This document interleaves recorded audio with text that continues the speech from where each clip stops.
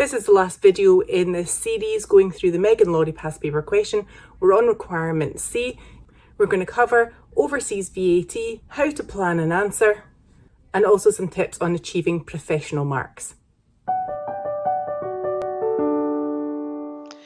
Part C then is a 4-mark requirement to explain the VAT effect of MT travel purchasing services from an overseas supplier rather than a UK supplier.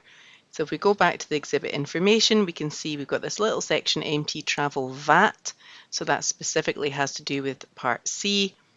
It's registered for VAT. It buys standard rated marketing services from a UK supplier that's VAT registered, and it can buy the same services from a supplier overseas where the VAT rate is 12%. So in my plan, I've written the word explain down because that's the command word being used in the question. I'm only looking at VAT, I'm not being asked to look at any other taxes, and I've got to make sure that I'm doing a sort of comparison here, because in the question it tells me overseas supplier rather than the UK supplier. So that's an indication of some sort of comparison between the overseas option and the UK supplier option. So I want to make sure I put both of those in my answer. So explaining, I've used the word processing answer space because there's no indication I'm doing any calculations. I start off just explaining what would happen if we're using the overseas supplier. You could have started off explaining the UK supplier situation, doesn't really matter. So I've said buying in the services from the overseas country will mean that the business will need to apply what's called the reverse charge principle. And what that means is that the overseas company will send an invoice to MT Travel that will be 0 rated.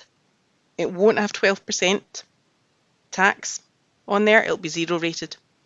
Then what MT Travel will do is it will put on its VAT return output VAT at the rate of 20%, because that's what the rate for that kind of service is in the UK. Because MT Travel is making taxable supplies, it can reclaim that as input tax suffered on the same VAT return and therefore have a nil effect overall.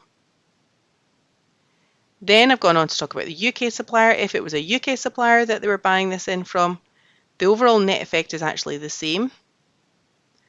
The supplier would be charging MT Travel 20% output VAT, and MT Travel would then reclaim that as input tax suffered on its VAT return. So the overall impact is the same regardless. So go back, check that I've answered everything, explain the VAT effect of it purchasing services from the overseas supplier rather than the UK supplier. 4 marks. I feel I've made enough points there for 4 marks. There were a couple of professional marks as well linked specifically to requirement C. In fact, just one rather, which was around an analysis and evaluation mark for being able to use the information given in the question to show how MT Travel's VAT position would be affected. So we're making use of the information in the question. I've talked about the fact that yes, the overseas rate is 12%. Here in the UK, it'd be 20%. So I've used specific information in my answer.